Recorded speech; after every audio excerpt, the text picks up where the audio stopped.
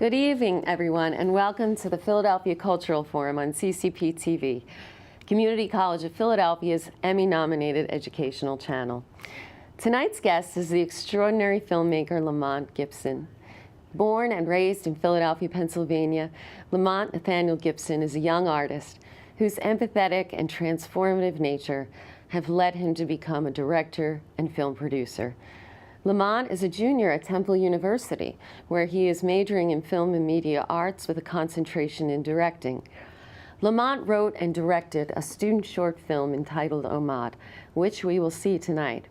He has also produced and directed a mini bio documentary, which explores the life of an inspiring director and student who is pushed out of his neighborhood due to gentrification. Prior to going to Temple, Lamont was a student here at CCP. Please welcome the very talented Lamont Gibson to the show. Hey, Lamont. Hey, how you doing? Welcome back to CCP. Thank you for having me, Christian. Absolutely. It's so good to see you. Lamont was one of my students at one point, and he's making it big now, so we're really excited to have you here and to get to see your film, too. Thank you. Thank you for showing it. Absolutely. I want to talk a little bit about what made you want to get into filmmaking and directing. When did that idea start in your mind? How did that come about? I guess that was probably when I actually started here at CCP. I had an idea that I was probably going to take up creative writing. Gotcha. And when I got here, I decided to do communications and theater. Great. And I fell in love with the theater idea and how they're able to bring things to life on stage. So I basically took that experience from here and moved it to Temple. And so I decided to do film there, where I was able to still write and work with actors. Right. And actually find out exactly how things go on film sets. So with that process, I basically got more into being on film sets with other people and just learning every aspect of the job and understanding that camera, lighting, and sound is the most important things, as well as the editor and stuff. So it basically became a whole collective process, and I think that just me wanting to be, I guess, a creative at that point, I just was okay, this is something that I could really see myself doing in the future. Yeah. And you do so much. I mean, you do writing, you do directing, you do producing. I mean, all of those things put together it's amazing. I mean, I would think even one of those things could be overwhelming at one point or another, and I'm sure it probably is at some points as you're doing it. So you grew up in Philadelphia, and you used Philadelphia as a location, but also as part of the life of your characters as well, and you're using it in your biography. What was it like growing up here in Philly? Well, growing up in Philadelphia, I grew up in North Philadelphia, about in the Logan section of North Philadelphia. Okay. It wasn't, the best place to grow up, but obviously it taught me a lot about, being able to survive during struggle. So what I do with my films, I try to recreate the life that I had in Philadelphia, the good, the bad, and everything that comes with it. Yeah. So I think of Philadelphia as cinematic. Some people don't see Philadelphia as cinematic, but I feel as though there's stories here to tell, and that there's way more than meets the eye if you're willing to frame it in the right way. Yeah. So. Yeah. Because there's so many different types of neighborhoods in Philadelphia, and different, even just types of buildings and locations in Philadelphia. I think that's one of the reasons why people do come to shoot here. Some really need to think about it and consider it. People always think New York, Los Angeles, but we've got the historic district, we've got neighborhoods that are outside of the city, we've got, suburban areas, we've got inner city areas, we've got skyscrapers, we've got, so it's really great to have all of that, and like you said, to be able to tell stories. There's so many stories to tell here, and you're telling your story coming up in the documentary that you're shooting, and that's sort of a final project, is that correct? So my final project for next year is basically basically like the mini bio documentary, but another documentary where I basically show how it was growing up in North Philadelphia, and basically growing up around Temple, because obviously I didn't think I was going to probably go to Temple when I grew up. Right. But I wanted to talk about how the neighborhood, was before, and like what it's becoming, and basically the transformation of what it was when I was growing up to what it is now. Right. So it's basically telling the stories of those people that I feel like are basically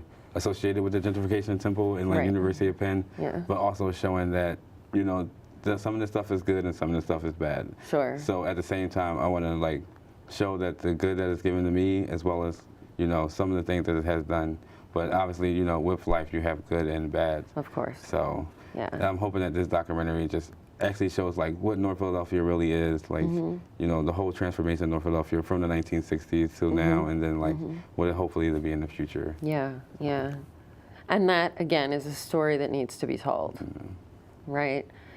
So how is gentrification affecting the lives of the people that have lived in North Philadelphia and grown up there? What are some of the things that have happened to those folks? Well, right outside of Temple, near the train station, is the North Housing Projects. Right. And they were pretty much there predominantly for most of the time, for like 10 or 20 years. So this past year, they actually like closed down, shut the whole thing down. It's like a 2 to 3 block story, and I guess that, you know, Temple has brought up that space to probably do something else with it.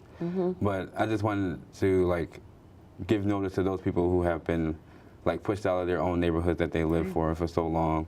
And obviously, you know, with development, you know, comes change. Right. And at the same time, I guess I want to pay homage to those people, because it's like some of the students really don't take in their surroundings around Temple. Like, I know they're probably like a little bit afraid because it's in a predominantly black neighborhood.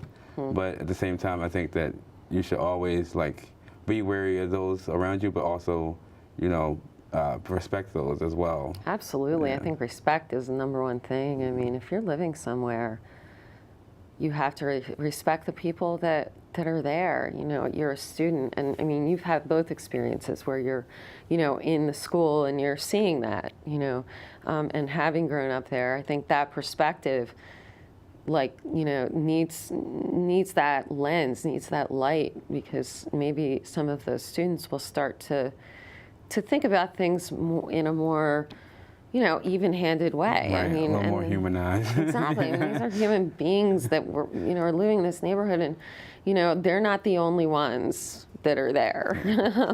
And when you take over something like a project, and you know, where do those folks go? Where do those people that were there for so long, what do they do?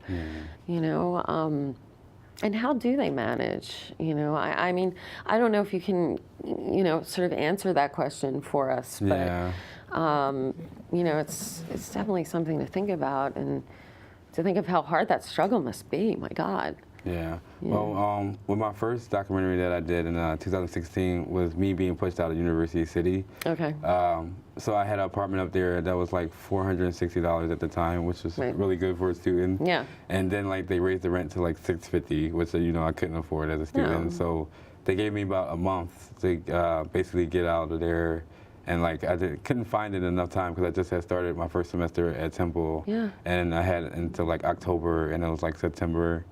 So it was basically like, you know, pushed me before I had a chance to fight, because I didn't feel as though I was even given a chance, because they felt as though I probably couldn't afford it anyhow. Right. But I would have liked the chance to like fight it, and that's probably why I did the documentary, because I knew that it was so effective but yet so real in the time. Yeah. And that one I did personally by myself. Usually I would have a crew, but that one I did by myself because it was so impactful to me that I couldn't share it with nobody at that time. Right. You know, I was able to show it, but I couldn't share it with nobody because I was still like living in the situation and trying to like, you know, get over it. Yeah, and try to process what's going on. I mean, so I've seen the good and bad of gentrification. Yes. I mean, obviously with most of my friends, they're like from Alabama and New York and stuff like that, and they come to Philadelphia to basically work and film. So, I mean, I understand that part of gentrification, but at the same time, the part of gentrification I have a problem with is when people buy buildings to, you know, build them up and then basically sell them at a higher price to move people out who's been there for so long. Yeah. And that part I just think is, you know, inhumane, and it shouldn't like be a thing that is like possible without like some type of pushback from people. Right, Yeah. and to say, okay, I mean, there's got to be something in place, I think, for people that are being pushed out of their area. I mean, they should at least have some backup plan. You can't just do that, and to raise your rent $200. Right, and It's not like $20. I right, mean, that's like where am I supposed to get that money from? huge chunk of change, and for a student, my God. So that's amazing that you were able to adjust and that you're also sharing that, I think, with the world. Yeah. What is it like at Temple for you? What are some of the things that you've done there and the people that you've met that have really inspired or influenced you? And so Temple has actually like opened my eyes to the world of film. So last year I basically entered the BFA program for directing, so now I concentrate in directing.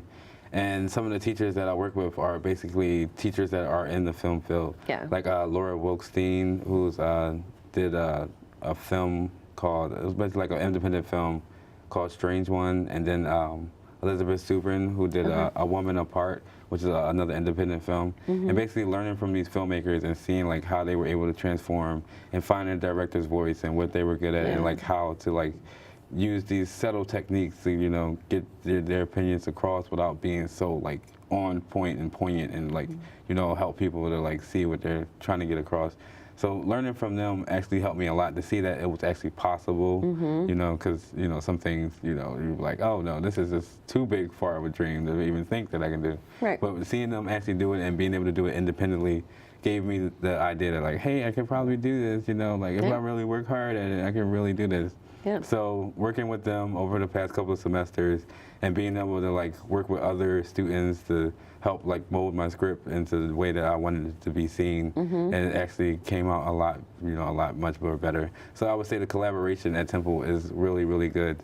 And their equipment office obviously is really good as well. Yeah. And just the program overall, I mean, they've been around for like 50 years, but it's like, I guess they're not as known as many film schools, but like they're really into like film artists, like the art of film and like how to bring that apart and like also bringing in the philosophy and everything like that. So I mean, I was really grateful to go to Temple. Like, yeah, CCP helped me out a lot. Did it? Let's talk about that. What did CCP do? Then we'll go back to Temple a little bit. Because CCP, like especially like when I did communications in theater, so basically learning communications is basically like in front of the camera work and like learning behind the camera work. Yeah. So it gave me an idea of what it would be like in studio, and then like doing theater also gave me an idea of what it would be like on stage. Yeah. So I'm like being able to combine those two with my film experience actually made for an easier transition in the film. Right. So I was able to work with actors, and since I'm an actor's director, because I was an actor myself, it made it easier to explain to them and try to give them backstory on a character and them to like understand it instead of be like, huh, what are you talking about? Yeah, exactly. So they knew exactly, because I knew how to talk because I was an actor as well. Yeah. So that helped as well to get the point across. And it just made for like stronger work, so that way I could just focus on framing and lighting, which was like two of the hardest things to learn. Oh, so yeah. Yeah. How does that work? I mean, if you could describe the process for us a little bit, because I know there's some people out there watching this that are probably going to want to go to do something like what you're doing. So the first thing I learned when I went to start to go to Temple was camera work. So I had to learn about the rule of thirds. Obviously, there's a 180-degree rule when you're doing like dialogue on camera. Yeah. And then there's a 30-degree rule when you're trying to cut stuff together and you don't want it to like be jump cuts, which are like not good. Yeah, right. So I had to learn those rules and also understanding like how to place people in certain places to give a certain feeling to a type of film. So that way it's like basically explaining without explaining. Okay. So that way you're being subtle and not throw it in their face. Right. And then with lighting, that was just a whole nother field that what I had no idea lighting was. Yeah. Like I started working with like 2K lighting, which is a 2,000 watt light, light panels and Kino flows, and many stuff that I had no idea what it was. So it was like learning how to work with that lighting and then shape it and then like form it to look a certain type of way.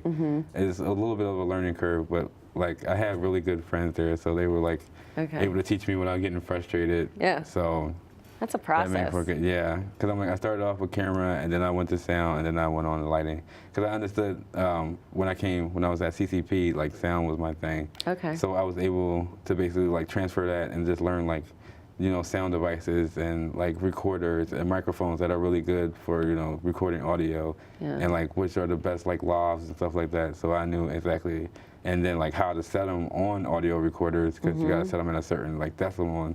And yeah, it was a lot of math, and I didn't know that was going to be there. Yes. But I mean, it was also a little bit of a venture, because I was like, oh, I'm open to learning this, because this is, something I want to do. So I need to know everything possible, especially like being on set as a director. You need to know every department. Yes. Because, you might have a slip up or something, or some of the people that I use on my set are like crew or freshmen, so it's basically like you're teaching them at the same time. You're trying to get a good product out. Yeah. So at the same time, you got to be attentive, but at the same time, you want to, have a certain look. So you're like, let me show you how to do this real quick, and hopefully they'll pick up and be able to teach somebody else. Yeah. That's what I hope that they learn, like teach somebody else, because obviously not everybody is going to know this stuff right away. Yeah, absolutely. Because like some people already knew. Yeah. Like some people already knew in that school, like they were already artists from when they were younger, and they knew how to do lighting and stuff like that. And I had to come in there, I had to learn everything from the gate. So I just picked up a lot of books on filmmaking, the filmmaker's guide, screen directing. It was a lot of books that I had read. I was just trying to stay in tune with exactly what I wanted to do. So that way, when I went on set, I knew exactly what I needed to do, what was expected of me, and like just try to be attentive to what the director wanted. So I think that helped me a lot to get to where I could actually bring out a film where it was like showing my perspective of like what I was thinking of. So, and it came out pretty cool. I was like, so happy. Yeah, the work that you do is fantastic, and to be able to do all those things, like you said, I mean, I think it's really necessary, and I also think that to be able to delegate that way is necessary, because then you can focus on what you want to focus on when you get to the direction of things. But you can still, okay, this is what I need lighting-wise. This is what's happening sound-wise. Sound to me is a very difficult thing. What is the hardest part of filmmaking for you? Okay, so I came up as a sound recorder, so I am so attentive to sound. Like, sound is so most important to me, because I think sound tends to drive the story a little bit more. Okay. Like, if you can get a feel for the sound, or like, obviously with sound design, it overlays basically the visuals, and it gives you more of a detailed feeling to the story, because obviously you need good performances, but also you need good audio, or nobody's going to watch it. Like, they're not even going to pay attention to it. So I knew that. So the sound guy I had was actually a master's student, and he was able to use a device that most people don't able to use. It's like a 633 sound device. And we were able to basically like get like 5 channels of sound. So we had like 2 louds, a boom, and then like, extra sound if we needed to cut anything. You got it covered. Right. So he basically made sure that my sound was covered, and then also, getting important things like room tone and, like Foley, if you want to get that while you're on set. So that way it just brings the picture more alive when you have that type of sound design. Because like when you pay attention to those things, people care a little bit more, because they're like, oh, he really does care about this. Like, yes, I care a lot about this. Yeah. Like, so. Sometimes you see films and the words don't even match what the actors are saying. So so that means they didn't even match up the clips. Right, exactly. They didn't even bring them in for, voiceover sound. Yeah, they could have brought them in probably for basically, what do you call it? Yeah, voiceovers, but they also could do, what do we call it? I can't remember the name for it. It's, what is it called? Audio take? No. Oh, ADR, which is like audio digital recording inside of a booth.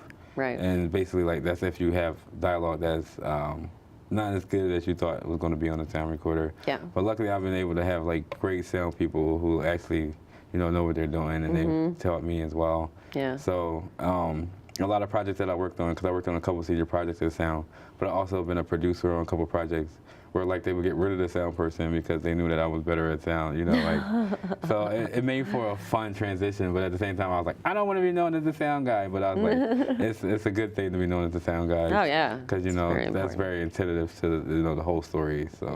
Yeah. There's so many people on a film set that don't necessarily get recognized, who should. Right. So who are some of those people besides the sound engineers? So I would say the grips don't get noticed, because grips are basically working with lighting, and they're basically like the hands that are carrying all the heavy equipment. They're basically your, breakdown, breakup crew. especially like when you're working with like tracks and Dana dolls and stuff like that, your key grip or your best boy are probably going to be the people that set those up. And those people, they don't get enough credit. Like, they are like the meat, basically. Like, besides the cameraman and like the AC and DP, like those people, like if they didn't set up the lighting like how you would want it, it wouldn't look good in the camera. And then like DP would be like, oh well, I think this will work. But also I think PAs, because PAs are not like respected on film sets, but like they do like a little bit of everything. And sometimes you need a person to be like able to do multiple jobs on a set, because some people, you know, can't do multiple things. So basically a PA will fill in for like maybe if we need somebody to hold the boom pole, or if we need somebody, like if we don't have enough C-stands and we need somebody to hold the flag, like you have to hold this flag in front of this light. And they'd be more willing too, but like they don't get the credit that they deserve, you know, because, you know, they're like on the lower tier of the level. But at the same time, I feel like everybody's important on set. And that's why you try to make them feel like, you know, a family away from family, and just treat them like with so much respect, because, you know, they don't have to do it if they don't want to. Exactly. And production assistants often step in if somebody can't be there, or, you know, that something happens. They have to step up to the plate and take over. And then another one I meant to talk about is script supervisor. So script supervisor is so important. What is a script supervisor? So a script supervisor basically jots down like the takes and if the sound is good, and also if anything is out of place inside of the frame. Like if anything is moved inside the frame, they basically take pictures and let you know, like, oh, this was in that last shot. You might want to check it and see if it's still there at that place. So that way you have continuity. And like when you switch to another scene, it doesn't look like, you know, you just flipped and like messed up the whole thing. So script supervisors, grips, you know, PAs, those people that I guess are just like in their own departments, and usually not like in the basically like AD camera department, which is like the top 2 departments.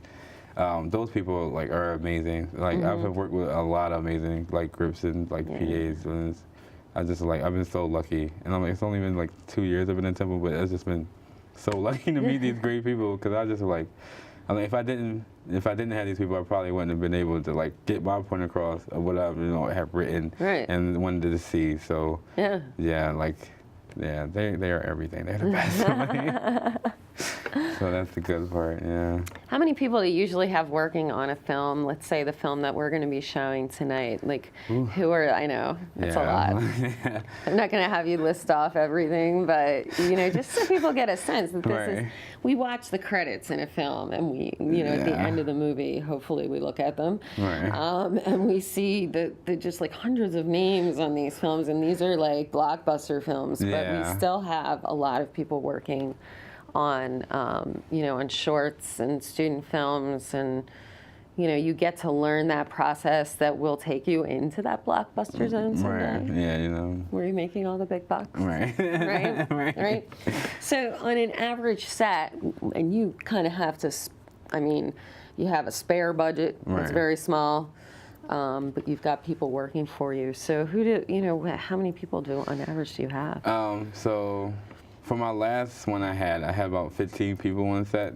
And for Ahmad, I had about 10 people. So that's not that many. It wasn't that many. I try to keep it down to a certain amount, because obviously with spacing and stuff like that, and you got to like, people have to be quiet when we're running takes and stuff like that. So you want to just cut down on as minimal movement as possible. So usually with Ahmad, it was like a big collaboration. So I had like, obviously my DP, who was director of photography, my assistant camera, then I also had an AD, then I had a gaffer, I had 3 grips, 2 sound people, and then like basically, set designer, who also helps like design the set, and scripty. So yeah, it was like us, and my scripty actually was my editor too. So we was like bunched up in a corner and like stay quiet and like, you know, get the take and everything. So it made for a good experience, but I try to like keep it at a minimum, obviously, because you got to buy crafty for all those people. So so I try to keep it low.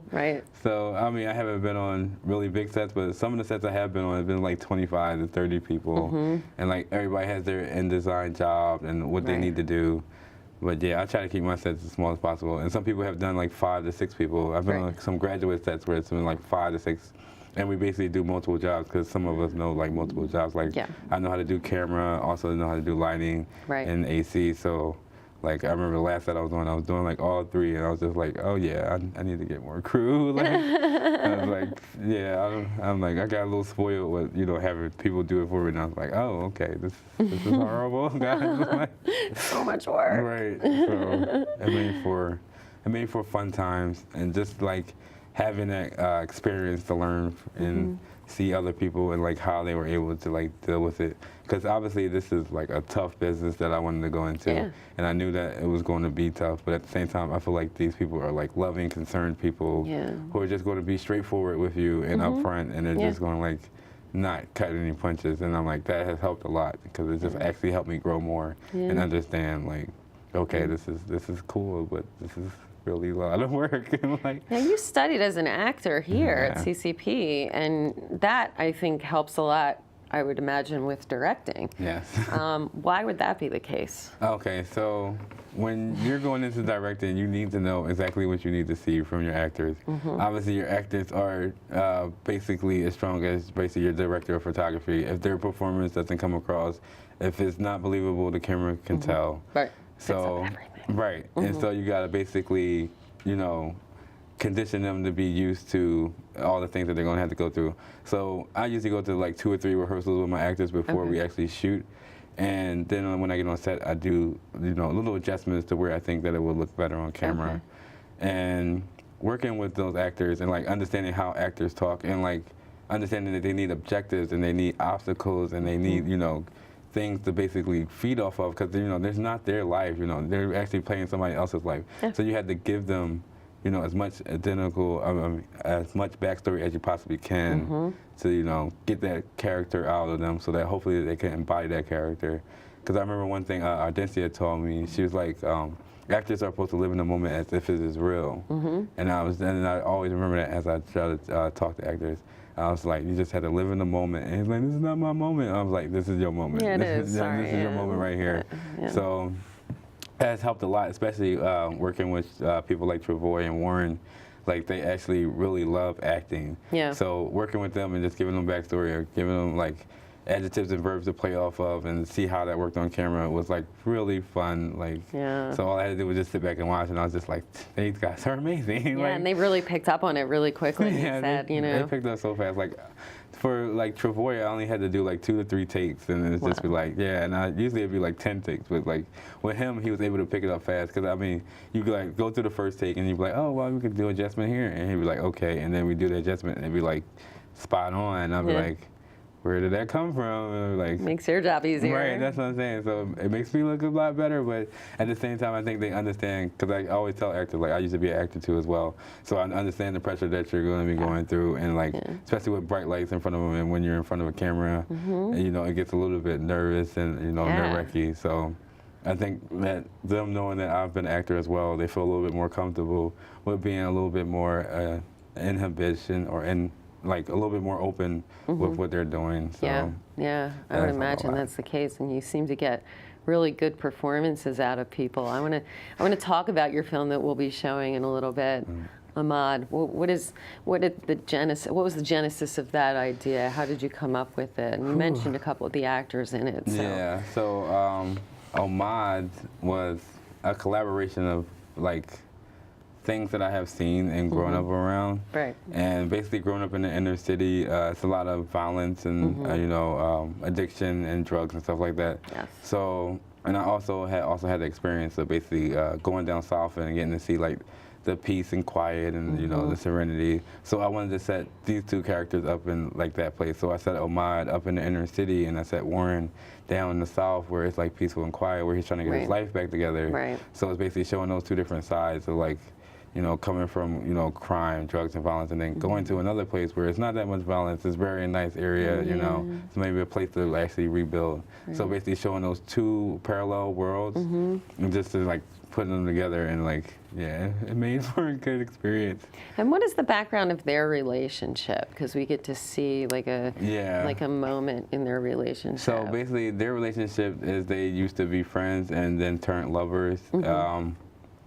And basically, Warren character, Daniel, was supposedly married at the time when they basically became lovers. Yeah. And then like Daniel wound up getting a divorce, and his life was spiraling out of control. The wife took the kids and stuff like that. So he moves down south to basically try to get his life back together because that's where his kids were. Right. And at the same time, he was also going through his own things because set it up basically like with him having like the eviction notice and stuff like that. Right. So he's basically struggling down there and trying to get his life together, but also at the same time is like trying to fight with that part of him that still, you know, wants to be with Ahmad at the same time, but, you know, wants to be accepted by his family.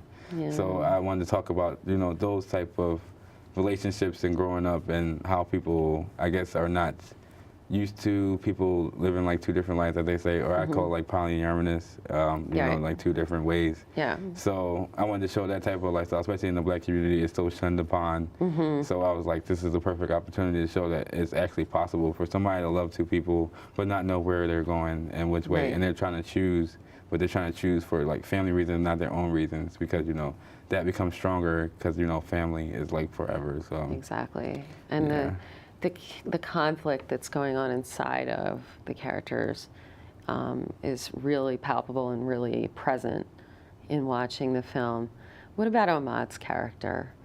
He's not with him, he's calling him. There's a large segment of the film where they're talking on the phone. Yeah. What is his backstory? Yeah, so Ahmad basically grew up in the inner city. Obviously a young kid who came up in the Philadelphia school system. And he's basically trying to find that, I guess, that missing piece in his life. Like, he's been through struggle, he's seen, you know, pain. Obviously, we start off with, you know, him seeing the kid that got shot 9 times. Right. So he's basically been through like a hard time in his life, and he's basically looking for that's part of his life where he felt good. And obviously, Daniel was that person that made him feel good. Yeah. So he tries to basically sell this idea to Daniel, you know, that, you know, there's more to life than what he think it is. Yeah. And Daniel's stuck in like that mentality of that, like, people will not change and, you know, nothing's going to change for us. So I basically had to change it for myself. Yeah. So at that same time, he had to basically, you know, break his, you know, thing with Ahmad to, you know, basically have his own thing. But at the same time, you know, it's not sure if it's what he really wanted or it's, you know, what's been driven by, you know, outside circumstances. And it's really painful. I mean, he goes through so much pain and so many different emotions. Both of them do within the course of the film. And we get to see that. One of the great things about filmmaking is that it, like we said before, it picks up on every little thing. And having a good director such as yourself and who knows actors and knows what it's like to be an actor, I think that really, really shines through in the film because we get to see their thought processes without any words. Like when they do start talking, we get to hear, you know, hear it come out. But as you'll see, the first part of the film is done completely silently, and then there's other parts of the film, same deal.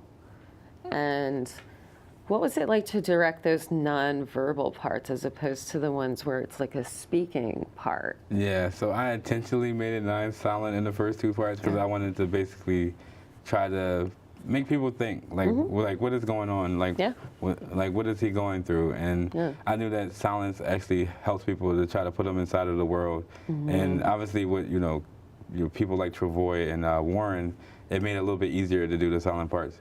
So when I did the silent scenes, I basically asked for a certain type of expression or emotion from them, and which one worked I used in the cut, you know.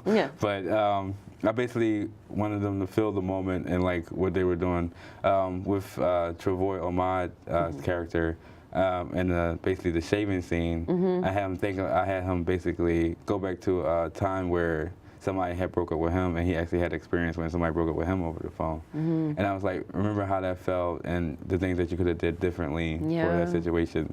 And like in that moment, and you see how it came to life on film, like him feeling that in that moment. Yeah. And then obviously with Warren's character, Daniel, I asked him to basically like not like basically like push away, but also like what do you call it,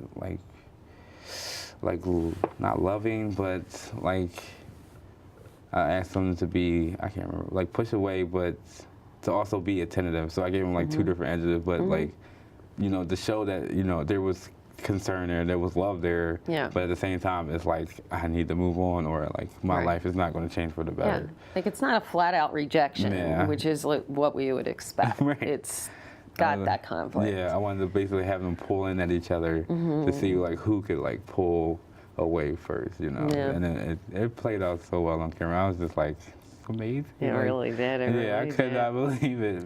One of the other things I noticed really like right away was the lighting and the design the design concepts that you have in the film. What was your idea behind that? Okay, so I'm so intent on lighting. I don't know, lighting is like my biggest thing with film, because obviously with lighting you get to tell a different story. So with the bathroom scene with Ahmad, it was already like a light pink bathroom, and I was like, hey, let's play on this. Let's make a like bright pink. Like, let's just play on the whole idea. Like, this man doing something that's feminine, and just like make it a little bit better. So I just like put some blue lights in there, and then like a red gel on like the lamp above of him, and then like some blue on the window, and you see it became magic. And then it's like some push-ins and then some cuts, and then it's like boom. I was like, I had something really good here. Yeah. So that play on color, and then like also with the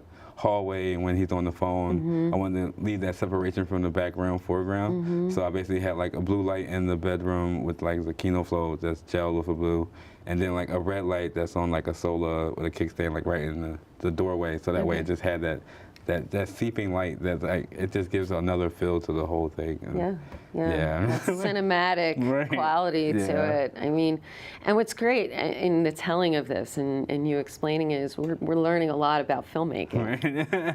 You know, is it crazy? I mean, you're like, teaching the audience a lot because, and giving them the terminology and how it happens. Yeah.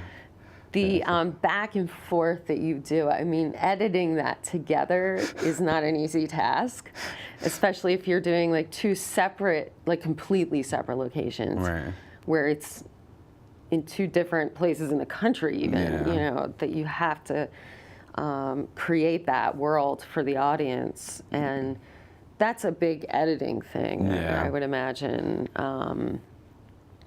So how does one do that? Like what is the process like after you film and you've done all these takes and whatnot? Right. So then you go into basically logging all your footage, and you're basically going through like takes one, take 1A, take 1, and take 2A, take 1, 2, and 3. Basically logging all your footage, logging all your audio, and then you're syncing your audio to your footage, and then you go through and you figure out. You go through, basically write down what is your best take, what is your good take, and then you go through and you do the assembly, and then you do a rough cut, and then like a final cut, and then maybe like a fine cut, which would probably be like your picture lock. Okay. And then you come down to like the idea of then adding like music and stuff like that, which I was able to get a composer to do the music for me. Yeah. So that helped really out a lot more. Yeah, that helped out a lot more to tell the story, and like I've been very blessed. So with that process, it was just. I mean, it's not tedious, but at the same time, it was a lot to learn because obviously I didn't get a good chance to like use Adobe Premiere before I left here. Okay. So that I had to learn on my own, but at the same time, it was just like it was a process. It was like, what do you want to see, and like how do you want it to come to life? Yeah. How long did it take to do this film? Okay, so we shot it in 1 weekend, but it took me a good like 2 to 3 weeks to edit it. Yeah. That's like not that bad. That's pretty quick. Because the film's 10 minutes long, or close to 11, really. Yeah. So, and you had a $200 budget. You told me before we started taping today. Yeah.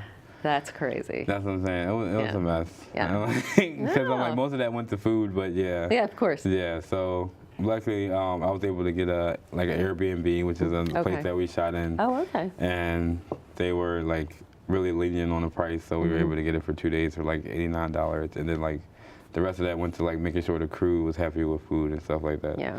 But like everything else was basically equipment from Temple, and the and then also I used my own camera, so I didn't have to worry about that Nice. as well. Yeah. So that made for a little bit better, cost off of my back, because I'm like, with other productions, it gets like really, really pricey very fast. Because it all adds up very fast. Yeah. So we're going to take a look at the film and watch it, and the Okay. audience will get a chance to watch Ahmad. Yeah. Here we go.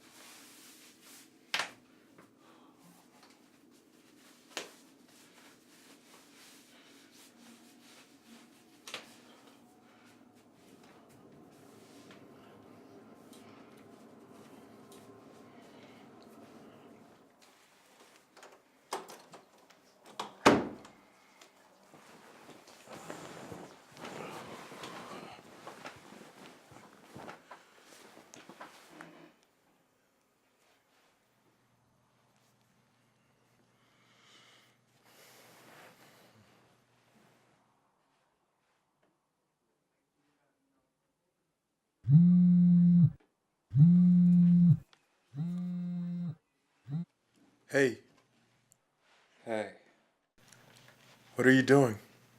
I'm just. I'm making dinner. Oh. Do you remember that kid that lived on our block? The one that used to ride his bike around your dad's shop? Yeah, vaguely. He he got shot last night. What? Yeah, on his front porch. 9 times. Jesus Christ. Why? Yeah. Are Are you okay? Yeah, you know, I'm just used to it, I guess.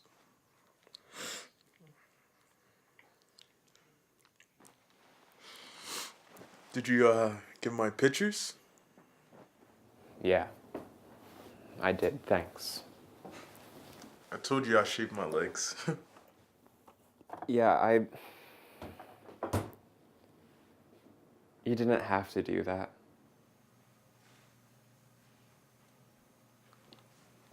So, what are you doing this weekend?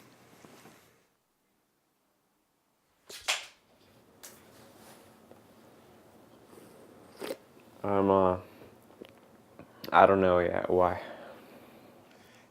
I mean, you haven't been down in a while. I still have some space in my place if you're trying to. Yeah, I'm actually working this weekend. I have a couple job interviews, and I really think they could take me somewhere. Oh, that's great. That's really great, man. I'm really happy for you.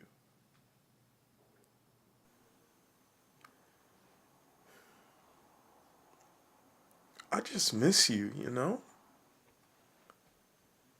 I miss seeing you. Well, I'm sorry, man. I just haven't really had a lot of time to come down. What with work and the kids and Angela, I just really haven't had time to see you. Angela?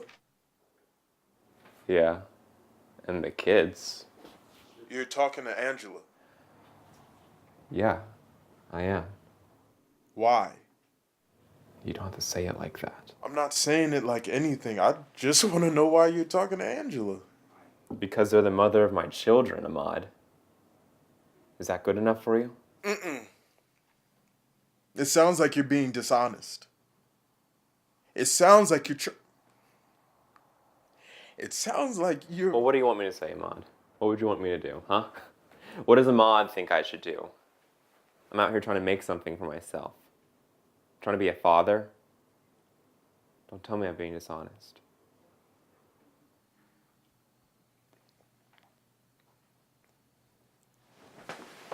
What if they come here? What? Your kids. I've got 3 rooms. There's a park a few blocks away. I don't think it's more than a 20-minute walk. I can't do that. I mean, the schools aren't bad. I mean, they're not great, but if you think about I it. can't do that, Ahmad. Okay? Why not? You know why.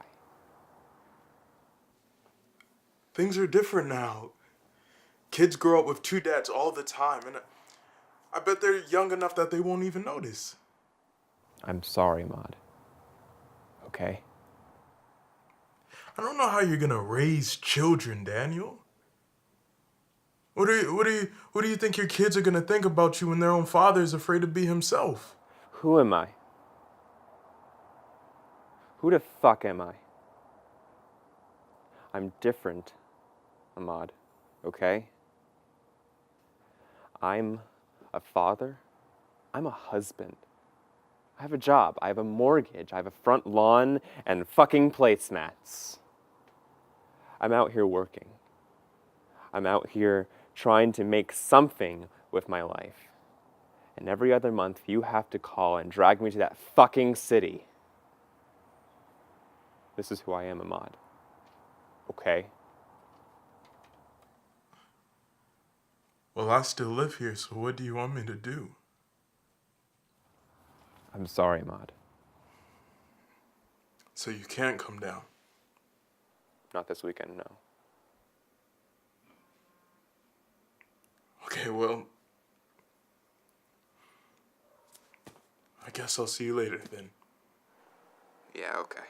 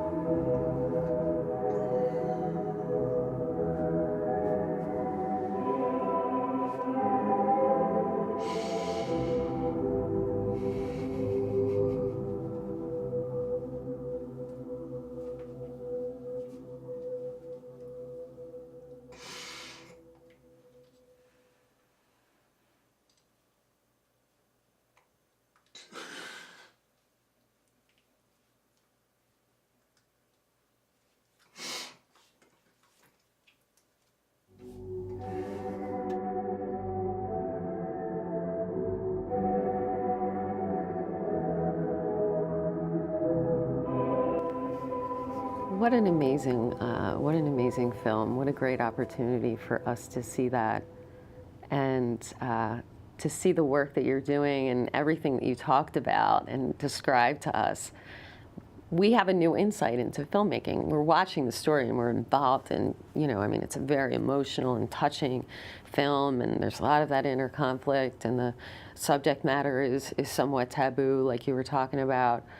But we also now have insight when we watch it as to the different components that go on behind the camera in what you're doing as a director, Right. and working on all those technical components, which makes it really interesting for us as an audience.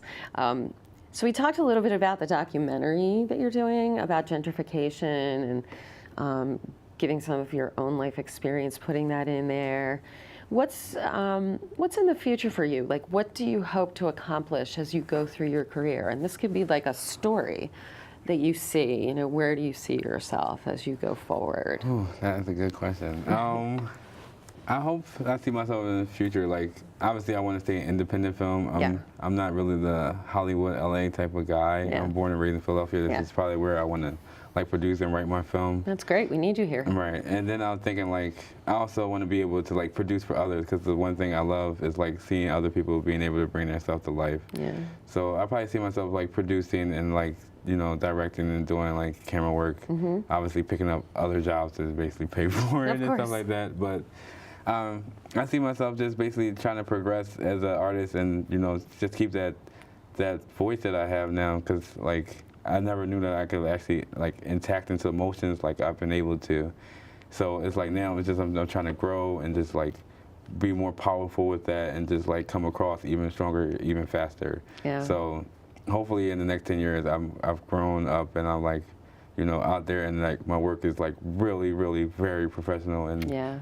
People love it. Yeah. So Yeah, I think they hope will. that- You enter some festivals as well. Yeah. Your film just got picked up for the Temple Festival, which Yeah. is a big deal because there are a lot of entries Yes. in that. So Yes. you know that you have that. Yeah.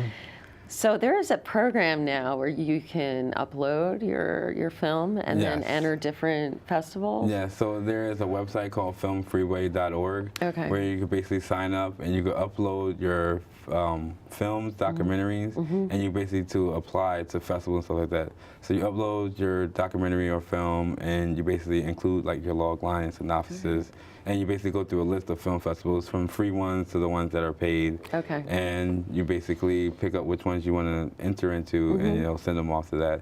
And that's a way much more communicative way of doing things. So much easier than Yeah, before. because it's so much easier to find out if you got rejected. Which I tell people, rejections are another form of growth, because you Yes. have to grow, because you have to know your work is not going to be accepted to everybody, and everybody's not going to like it. They're going to expect in a different criteria. Yeah. So you have to grow, and you have to learn that the rejection is basically another step of you basically getting there. Because if you really want it, you'll keep on going through the steps to get there. Yeah. So Yeah. that process, has been beneficial to me, but I haven't gotten a rejection yet, but I probably will in the future.